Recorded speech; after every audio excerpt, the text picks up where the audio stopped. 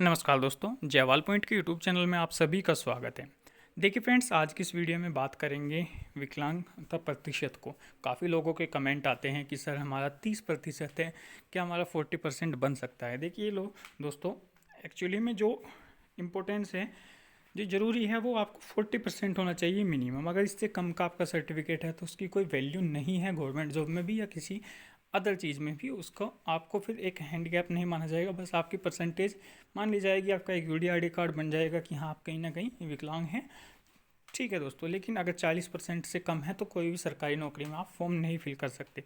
तो इसी तरीके से काफ़ी लोगों के हमारे पास कमेंट आते हैं कि सर मेरा 30% है तो क्या 40% बन सकता है, या मेरा मिनिमम कितना बनेगा। तो उसी के ऊपर चर्चा करने वाले हैं। इस चैनल पर नए हैं तो चैनल को सब्सक्राइब जरूर कर दीजिएगा, कि दिव्यांगजनों से संबंधित सभी तरह की इन्फॉर्मेशन हम आप लोगों को लगातार प्रोवाइड करते हैं। ठीक है दोस्तों, चलिए बात करते हैं। देखिए, जब आप अपना डिसेबिलिटी सर्टिफिकेट बनवाने जाओगे दोस्तों, तो डॉक्टर आपकी चेकिंग करेगा और उस चेकिंग में देखेगा कि आपका मिनिमम सर्टिफिकेट कितना बन सकता है। आप लोगों का 30 बन सकता है, 20% बन सकता है, या 40% बन सकता है। अगर दोस्तों 40% आपका बन जाता है तो कोई दिक्कत वाली बात नहीं, भले पूरा 40% का बने तो आपका बिल्कुल सर्टिफिकेट चलेगा। लेकिन उससे कम अगर 39% का भी बन गया तो भी आपका कोई फ़ायदा उसका नहीं है।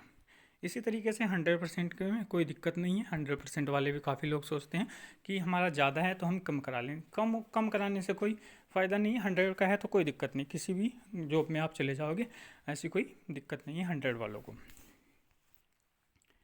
अब देखिए, कुछ डॉक्टर तो ऐसे होते हैं जो कि ये देखते हैं कि अभी ये स्टूडेंट है, और अगर मान लीजिए आपकी एज है लगभग 40 से नीचे, ठीक है 45 के आसपास भी, तब भी 40 के आसपास, तो डॉक्टर कई बार अपने दिमाग से थिंकिंग से ही सोच लेता है कि इसका 30% का भी बनता होगा, तो 30% का ना बना करके 40% तक का हम कर दें, या 35% है तो उसको 40 कर दें। तो डॉक्टर, अगर देखिए इंसान हर तरीके के होते हैं, डॉक्टर भी सीएमओ भी हर तरीके के हैं, सबके माइंड अलग अलग हैं, ऐसा नहीं है कि सिर्फ, ठीक है।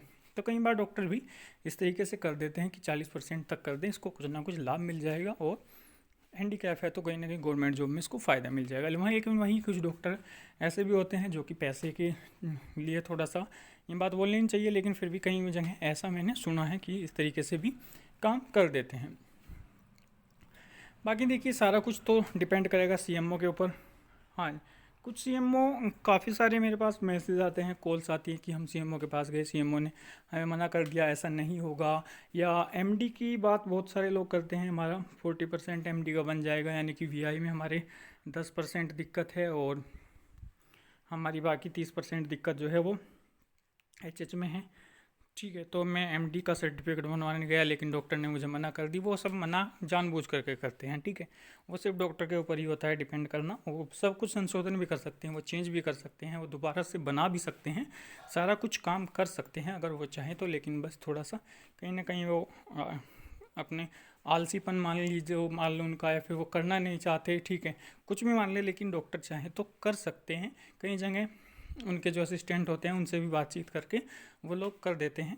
तो हाँ, ये ज़रूरी नहीं कि वो 100%, अगर आपकी डिसेबिलिटी 30% तक ही होगी, कोई उम्मीद ही नहीं, उनको कोई लग ही नहीं रहा उनको कि वो 40% आपका हो जाएगा। 30% भी बड़ी मुश्किल से आपका हुआ है, जितना उन्होंने सोचना था, तो वो कुछ नहीं कर सकते फिर यार। या आपकी कोई छोटी सी प्रॉब्लम है, आपकी एक फिंगर कटी हुई है हल्की सी, और आप कहें कि मेरा 40% का सर्टिफिकेट बन जाए, बिल्कुल भी नहीं बनेगा।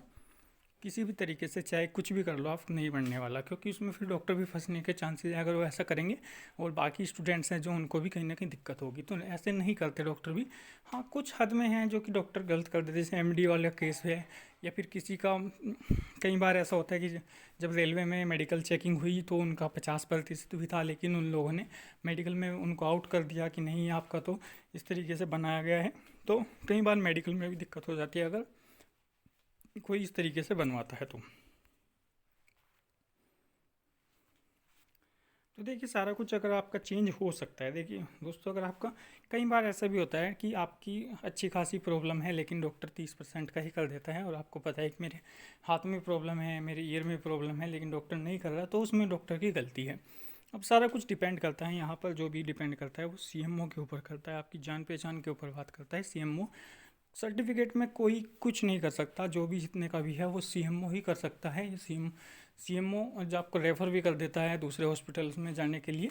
इसलिए अपने डिस्ट्रिक्ट हॉस्पिटल में जो सीएमओ है उसी से बातचीत करके सारा हल निकलने वाला है। वहाँ जो डॉक्टर बैठते हैं, जो चेकिंग करते हैं, जो उनके असिस्टेंट होते हैं, उनसे बातचीत करके ही आपका हल निकल सकता है। जो भी जिस तरीके के मेरे पास मैसेज आते हैं, चाहे वो एमडी सर्टिफिकेट को लेकर के हो, चाहे वो प्रतिशत डिसेबिलिटी को घटाने बढ़ाने वाले हों, ठीक है।